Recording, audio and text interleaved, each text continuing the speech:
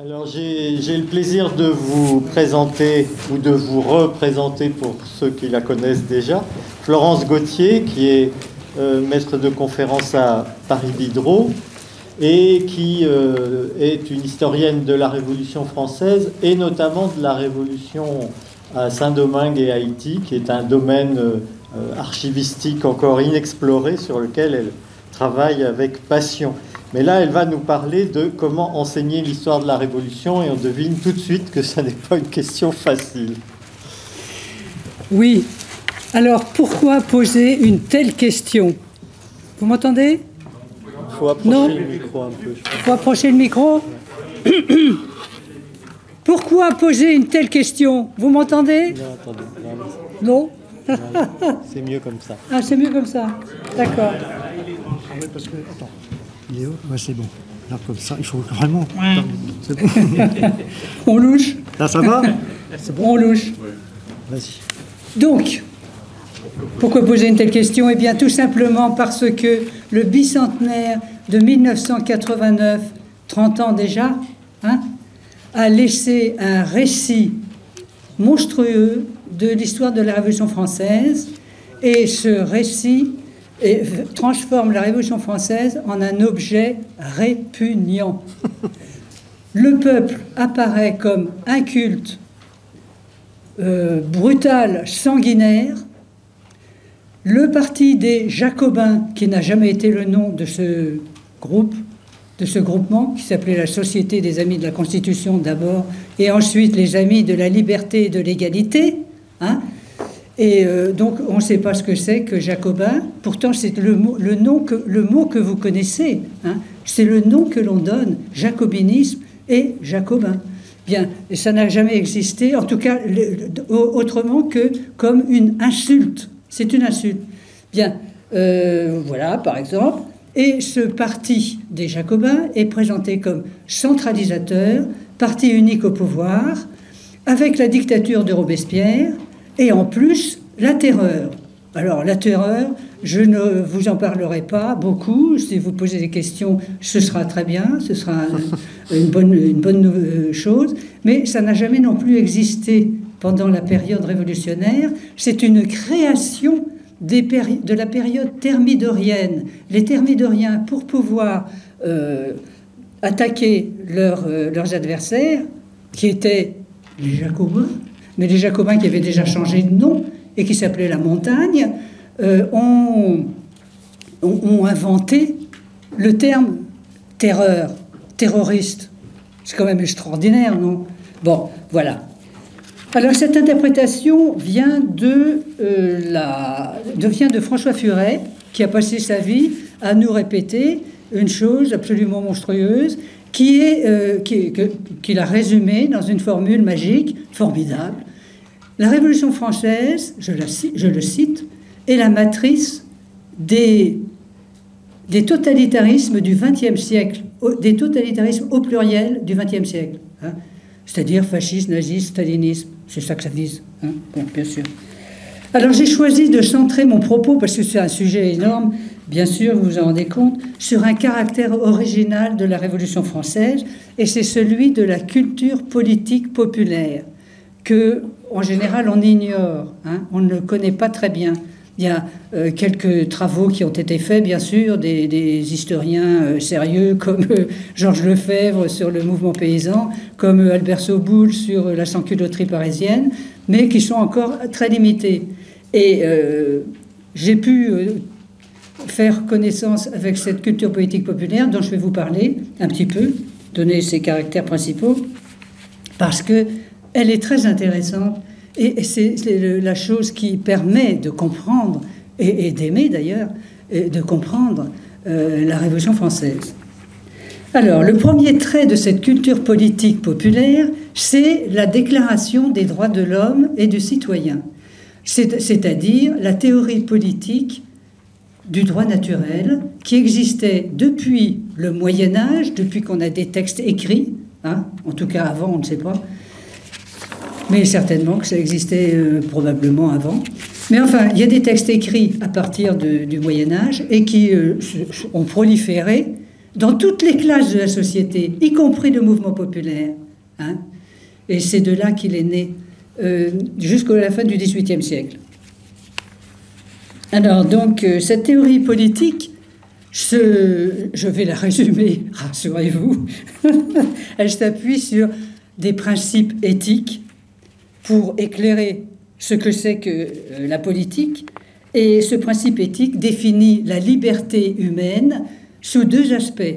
La liberté personnelle dans ses relations avec les autres personnes, hein, et pas encore politique, des personnes, et qui définit la liberté humaine par opposition à l'esclavage. Alors il y a toute une histoire sur la question, évidemment, de cette définition contre l'esclavage, qui est quand même assez forte, c'est-à-dire toutes les formes de domination interpersonnelle. Et le deuxième aspect de la liberté, c'est la liberté politique, c'est-à-dire la liberté de ne point être dominé ni par la conquête, ni par le colonialisme, ni par une autre forme de despotisme. Alors, cette théorie politique appartient à toutes les couches de la société. Moi, je l'ai rencontrée en travaillant, en faisant une thèse sur le mouvement paysan. Et je me suis rendu compte que les paysans s'exprimaient en termes de droits naturels. C'est eux qui ont inventé et avancé pendant la période révolutionnaire le droit à l'existence et aux moyens de la conserver. Hein, ils l'ont trouvé avant, dans le Moyen-Âge, et ils l'ont repris à ce moment-là. Bien.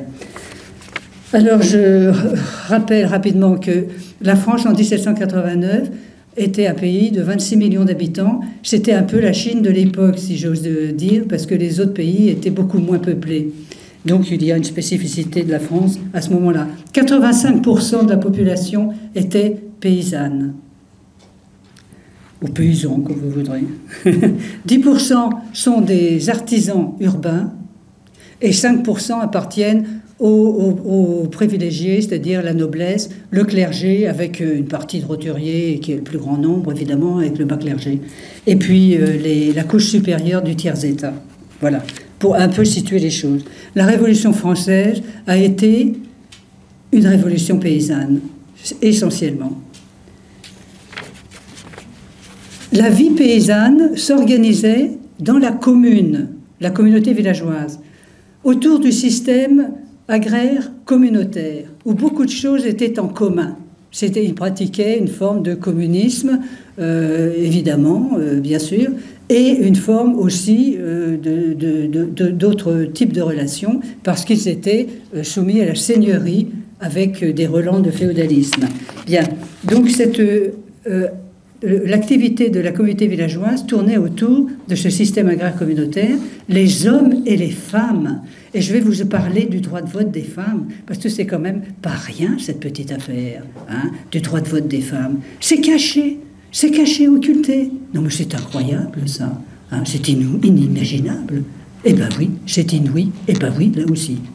Alors c'est quand même un peu étonnant.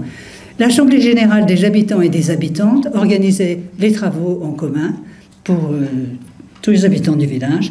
Mais d'autre part, cette Assemblée générale de la communauté villageoise élisait aussi des mandataires qui allaient aux États généraux. Alors les États généraux, je ne vais pas vous raconter trop longtemps ce que c'est, mais c'est simplement un partage du pouvoir souverain entre le roi et son peuple au sens le plus large du terme, y compris les paysans, n'est-ce pas, et les corps de métier au Moyen-Âge. Ben voilà, c'est comme ça, depuis le XIVe siècle.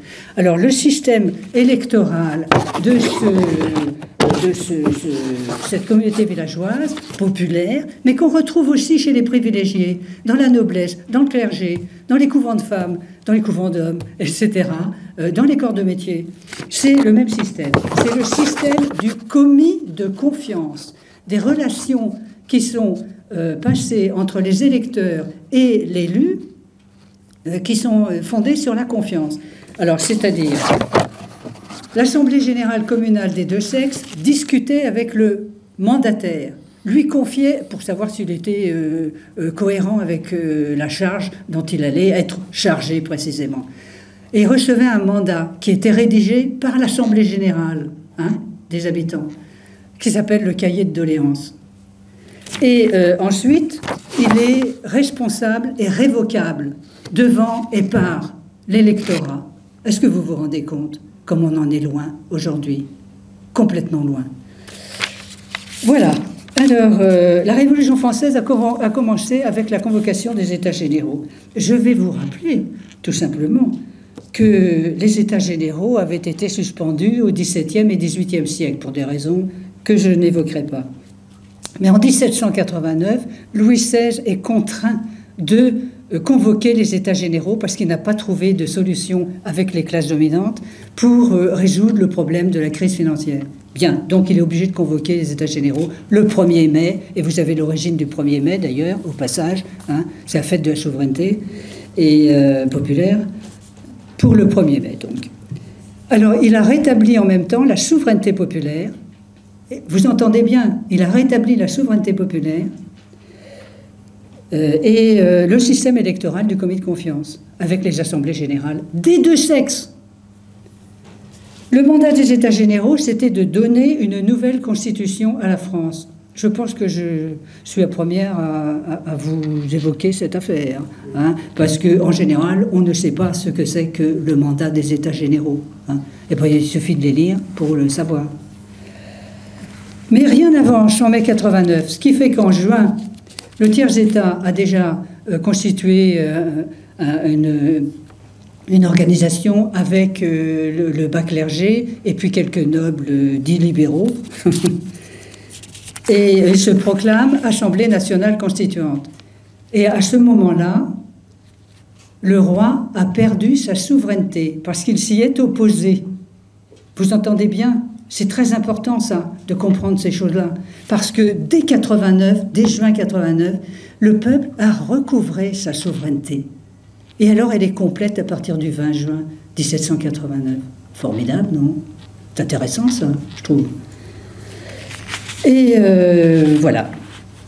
Alors, donc, le roi décide de réprimer les députés de l'Assemblée nationale, et puis, éventuellement, Paris, si Paris bouge, et la chose va être transformée complètement par la nouvelle qui se répand, 1, de l'Assemblée nationale constituante, 2, de la répression qui menace cette Assemblée nationale et Paris. À ce moment-là, il y a en France, en juillet 1789, tout au long du mois de juillet, une jacquerie gigantesque, énorme, formidable, comme on en a rarement vu dans l'histoire. Et que fait cette jacquerie? Je résume, évidemment, très rapidement. Elle prend le pouvoir local. Elle forme des gardes nationales, communales. Elles vont s'appeler nationales ensuite, mais communales d'abord, pour se défendre contre la répression qui va venir. Évidemment, ils sont bien compris. Et puis les paysans, alors ça se passe dans tout le pays, y compris dans les villes, qui font la même chose. Prise de pouvoir local et formation des gardes communales. Hein. Et les paysans vont chez les seigneurs et ils leur expliquent en un acte formidable. Ils leur demandent les titres de seigneurie et ils les brûlent dans la cour du château et de la demeure seigneuriale. C'est pas beau ça, hein, c'est magnifique. Au moins c'est clair. On ne veut plus de la seigneurie, on ne veut plus des droits féodaux, on ne payera plus de rente. Et c'est fini, terminé. Et on ne veut plus de la justice seigneuriale. Voilà. Résultat, à la fin du mois de juillet, le peuple a montré sa force. Il a sauvé l'Assemblée nationale et il a détruit la grande institution de la monarchie. Alors, le mouvement populaire ne va pas s'arrêter là. Il va continuer. Et il va continuer où? Dans les assemblées électorales des États généraux, partout en France, hein, partout, petit à petit. Et il va se réunir, continuer de se réunir, et que s'organiser, et faire des discussions et des lectures publiques. Et puis, il va organiser toutes les grandes manifestations et les grandes insurrections de la Révolution française. Hein. Les 3 grandes révolutions qui vont suivre, enfin, celle de juillet 89, celle du 10 août 92, et celle des 31 mai de juin 93. Voilà. Je le signale rapidement. Et retournons à l'Assemblée nationale en août 1789. L'Assemblée nationale va donner quelques biscuits au mouvement populaire qui vient de la sauver, en prononçant la nuit du 4 août, pardon, et puis en votant la Déclaration des droits de l'homme de 89. Et dès que cette déclaration est votée, le 26 août 1789, il y a des gens, des députés, des colons esclavagistes qui commencent, et ensuite les autres du côté droit vont suivre, qui disent que, quand même, l'article 1er de la déclaration, les hommes naissent et demeurent libres et égaux en droit. C'est pas terrible, hein, c'est pas bien ça, parce qu'on ne peut pas être esclavagiste, on ne peut pas faire ce qu'on veut. Ah ben non, et ben voilà. Donc il va falloir s'en débarrasser. Et alors, l'Assemblée nationale va se diviser en deux côtés. Il y a le président, c'est moi, si j'ose dire, à droite, côté droit, côté gauche. C'est comme ça qu'il s'appelait. Gauche-droite, ça n'a plus beaucoup de sens, ça a perdu le sens de cette affaire-là, de cette époque. Côté droit, côté gauche. Et le côté droit il ne peut pas se défaire de la Déclaration des droits, elle vient d'être votée. Hein, c'est gênant quand même, c'est un fou mal. Et il va essayer de trouver une constitution qui établisse une aristocratie des riches pour évacuer le vote populaire, parce que la souveraineté populaire a été rétablie. Hein, c'est clair. Et le côté gauche, lui, défend, mais il est très minoritaire à ce moment-là, il défend l'application des principes de la Déclaration des droits. Bien. Les économistes physiocrates sont les théoriciens de cette aristocratie des riches qui existait déjà depuis longtemps, d'ailleurs. Mais enfin, la dernière formulation, ça a été celle des physiocrates, des économistes physiocrates. Les économistes, déjà, les voilà, tiens. Comme c'est drôle. Et au sein de l'Assemblée nationale, ça va être le parti de Barnave, dans la première partie de la Révolution, 1789-1791, et ensuite les Brissotins girondins. Les Girondins ne se sont jamais appelés les Girondins pendant la Révolution, ils s'appelaient les Brissotins. Mais comme on a pris la mauvaise habitude de dire Girondins depuis le 19e siècle, je suis obligé de dire Brissotins girondins pour qu'on comprenne. Hein. Alors, quelle a été la réponse du mouvement populaire à l'aristocratie des riches ? Eh bien, c'est de poursuivre la jacquerie. Et ça, c'est tout à fait intéressant. Et ça a été mis en lumière récemment par un historien soviétique qui s'appelle Anatoly Ado et qui a travaillé sur le mouvement paysan et qui a redécouvert les jacqueries qui ont suivi. Il y a eu 6 jacqueries pendant la Révolution française, de 89 à 93. Et ces jacqueries, il y en avait à peu près 2 par an, qui continuaient de résister à la loi martiale qui avait été déclarée par l'Assemblée nationale pour essayer de freiner le mouvement populaire. Elle n'a pas réussi d'ailleurs, et voilà. Mais le fond de la Révolution, c'est vraiment les 6 jacqueries qui se sont succédées. Hein, voilà. C'est très important ceci à rappeler quand même, il me semble. Alors... La deuxième grande révolution, ça a été le 10 août 1792, qui a renversé la monarchie, qui a établi la République, mais qui a été empêchée par la majorité des députés de la Convention, qui étaient brissotins girondins, et qui ont empêché le mouvement populaire de commencer à recevoir une légalisation de son programme paysan, et son programme aussi populaire, qui est essentiellement, à cette époque-là, de rétablir l'équilibre entre les prix et les revenus populaires, parce que les économistes physiocrates avaient eu la belle idée de renchérir, de faire hausser les prix des subsistances, des denrées de première nécessité, de façon à s'enrichir et à mettre la main sur le commerce qui était public jusque-là, le commerce des denrées de première nécessité, et mettre la main sur ce marché-là et le transformer en marché privé, c'est le nec plus ultra des économistes de l'époque, et qui sont les physiocrates, hein, toujours. Voilà. Alors, la montagne qui arrive au pouvoir, vous me poserez la question tout à l'heure si ça vous intéresse, de qu'est-ce que c'est que cette montagne ? Qu'est-ce que ça veut dire, hein ? Mais je ne peux pas répondre là pour l'instant, c'est pas possible. Alors, la Convention montagnarde, qui est établi après la révolution des 31 mai de juin 1793, sur fond de jacquerie, hein, encore, et qui va permettre de rappeler les mandataires infidèles qui étaient les députés bressotins girondins. Hein. Il y a 32 députés qui vont être rappelés, révoqués par leurs électeurs, qui ont participé à la révolution des 31 mai de juin 93 et qui veulent rappeler, tout simplement, le système du commis de confiance. C'est bien la preuve que une des preuves que cette pratique du système électoral fonctionnait véritablement bien. Et la montagne, immédiatement après la révolution des 31 mai de juin 93, a pu commencer à légaliser le programme populaire, qui était déjà bien entamé par les jacqueries paysannes, hein, qui avaient déjà réalisé tout ce qu'ils pouvaient réaliser. Mais ça n'était pas légalisé, vous comprenez la chose, c'est important comme tout. Et puis, la montagne va faire cette réforme agraire qui va légaliser tout ce que les paysans demandaient. Bien. Et ensuite, la montagne a essayé de rééquilibrer prix et revenus populaires, et elle a réussi. Les prix ont commencé à baisser véritablement.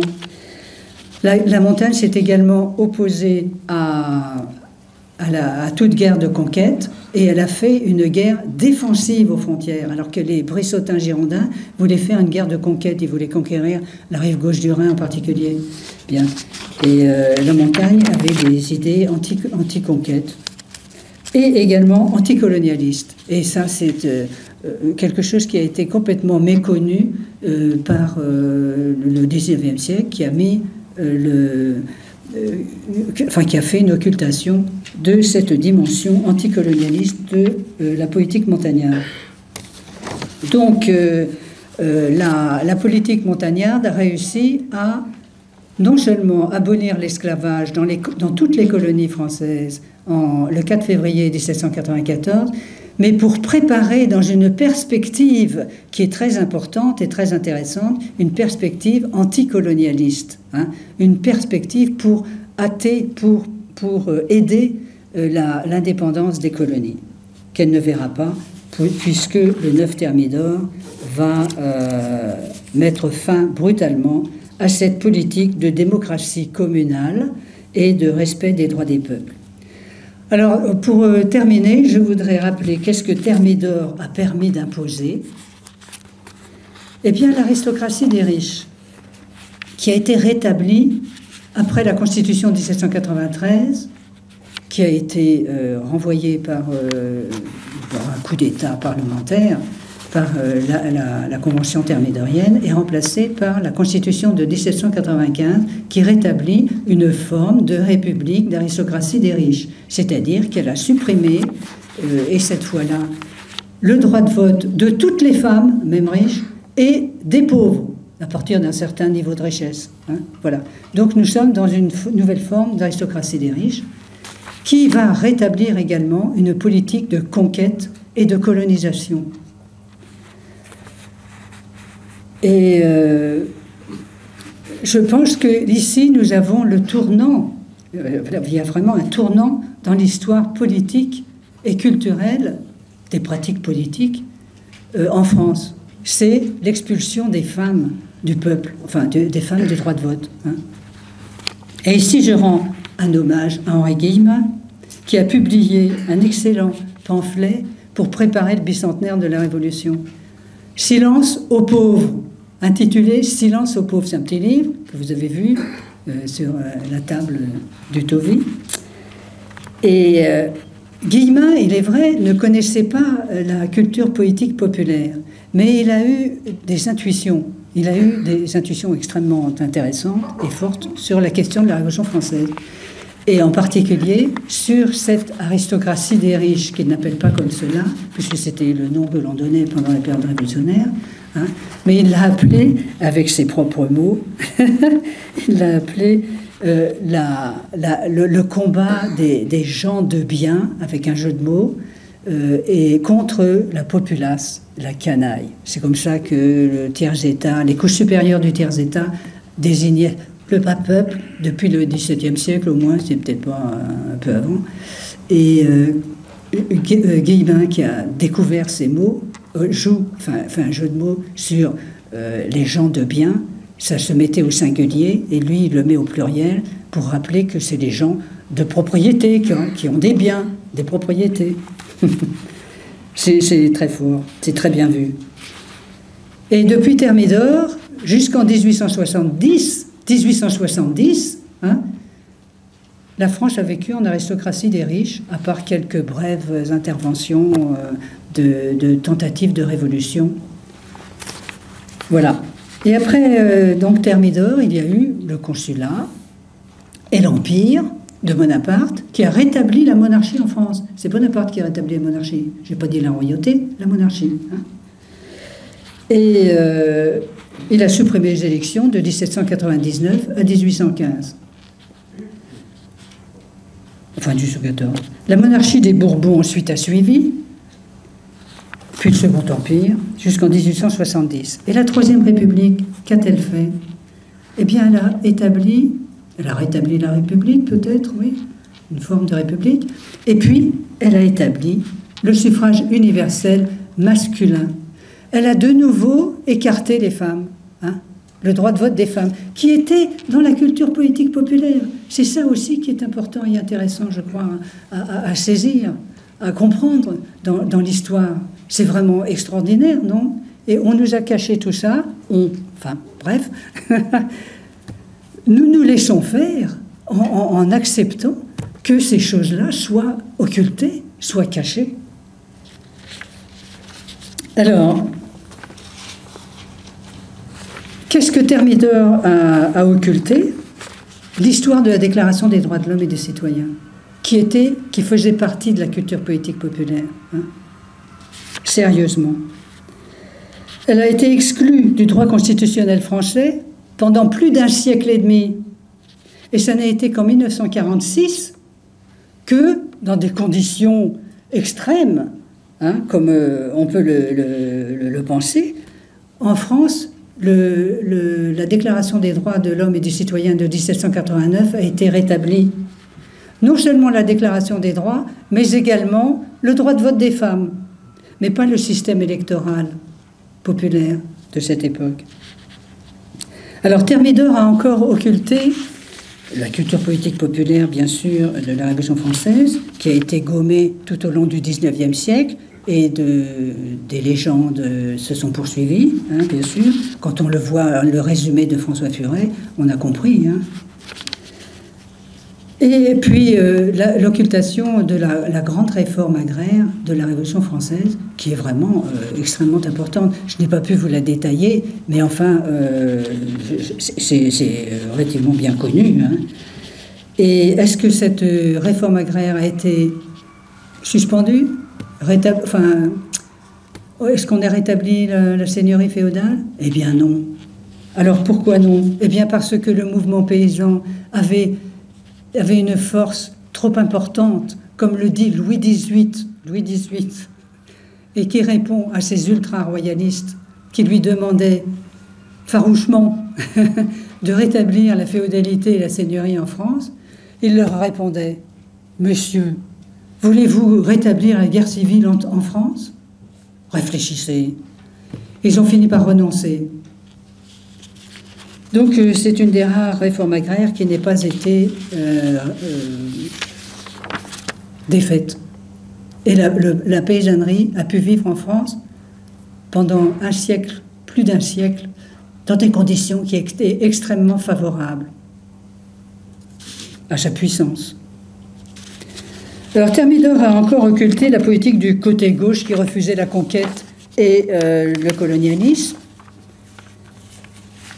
et donc a rétabli la politique coloniale dans la Constitution de 95. C'est Bonaparte qui n'était pas légalisé encore jusqu'à Bonaparte. Et je reprends ces mots: il a réservé les droits civils et politiques aux seuls blancs, hein. Et ainsi, depuis Thermidor, lorsqu'elle réapparaît, l'aristocratie des riches impose non seulement silence aux pauvres, mais aussi silence aux historiens qui tentent de sortir de cette idéologie dominante qui réduit la liberté à celle de l'économique grâce au dogme magique du libre-échange, qui n'est autre que la fin de l'histoire, comme on nous l'a dit. Hein, la fin de l'histoire. On n'a donc plus besoin d'historiens. Eh bien si, on a besoin d'historiens. On a besoin d'exercer librement toutes nos facultés humaines, parce que, et je cite l'article 9 de la Déclaration des droits de 1793, dans une société libre, la loi doit protéger la liberté publique et individuelle contre l'oppression de ceux qui gouvernent. Je vous remercie de votre attention.